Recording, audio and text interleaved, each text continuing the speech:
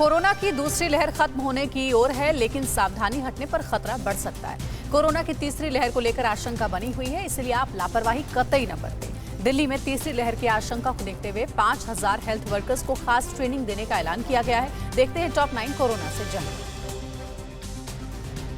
Corona की तीसरी लहर की आशंका को देखते हुए दिल्ली की केजरीवाल सरकार ने मेडिकल स्टाफ की कमी को ध्यान में रखते हुए 5000 हेल्थ असिस्टेंट तैयार करने का प्लान बनाया है, जिन्हें बेसिक ट्रेनिंग दी जाएगी। ट्रेनिंग के लिए आवेदन करने वालों को 12वीं पास होना चाहिए और उनकी उम्र कम से कम 18 साल होनी चाहिए। आवेदन आज से पहले आओ पहले पाओ के आधार पर स्वीकार किए जाएंगे।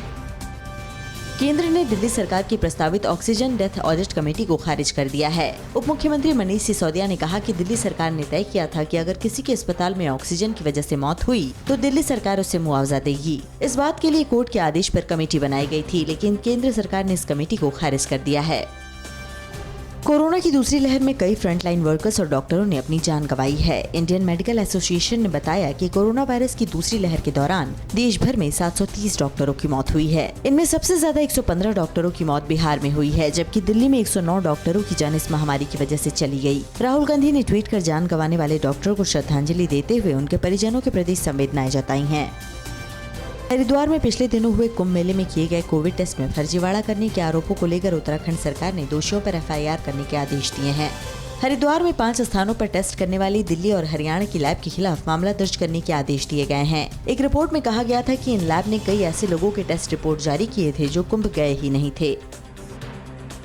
उत्तर प्रदेश के अलीगढ़ से दिल को झकझोर देने वाला मामला सामने आया है। लॉकडाउन के चलते एक महिला और उसके 5 बच्चे 2 महीने से खाने के लिए दाने दाने को मोहताज हो रहे थे। जब भूख की वजह से सभी की हालत ज्यादा खराब हो गई तो मलखान सिंह अस्पताल में भर्ती कराया गया। महिला एक फैक्ट्री में काम करती थी, लेकिन लॉकडाउन की वजह से फैक्ट्री बंद हो गई। महिला के पति का पिछले साल ही निधन हो चुका है।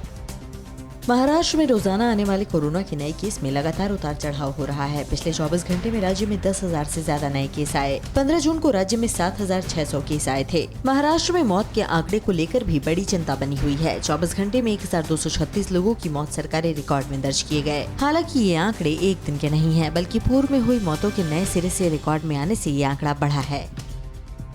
अगले कुछ दिनों में उत्तर प्रदेश में कोरोना के नए मामले खत्म हो सकते हैं। राज्य में संक्रमण के मामले लगातार तेजी से कम हो रहे हैं। 24 घंटे में राज्य में सिर्फ 251 नए केस ही आए हैं, जबकि 49 लोगों की मौत हो गई। राज्य के ज्यादातर शहरों में रोजाना 10 से कम केस आ रहे हैं। पिछले 24 घंटों में 2,86,000 से ज्यादा लोगों की कोविड टेस्ट किए गए। इनमें संक्रमण की पॉजिटिविटी दर मात्र 0.1% रही। राजस्थान में अनलॉक 3 की गाइडलाइन के अनुसार मॉल, जिम, रेस्टोरेंट और परिवहन सेवा की शुरुआत हो गई है। छूट मिलने के पहले दिन कई जगहों पर एहतियाती उपाय दिखे तो कुछ जगहों पर पहले दिन से ही लापरवाही दिखने लगी। लंबे अरसे से लोग इंतजार कर रहे थे, वेट कर रहे थे कि कब मॉल खुलेंगे और कब जिंदगी पटरी पर आएगी। लिहाजा अब आप तस्वीरें देख सकते हैं। पश्चिम बंगाल में अनलॉक के पहले चरण में बुधवार को शॉपिंग मॉल्स भी खुल गए हैं। राज्य सरकार की गाइडलाइन के मुताबिक अभी मॉल्स को 50% स्टाफ के साथ खोला गया है। एक वक्त में मॉल में 30 लोगों की एंट्री करने की इजाजत दी गई है। पहले दिन मॉल में बहुत कम लोग देखने को मिले। मॉल में सैनिटाइजेशन भी लगातार किए जा रहे हैं। मॉल्स में निजी अस्पतालों के साथ मिलकर लोगों को टीका लगाने का भी इंतजाम किया गया है। फिक्र आपकी, सोमवार से शुक्रवार रात 9 बजे सिर्फ TV9 भारतवर्ष पर।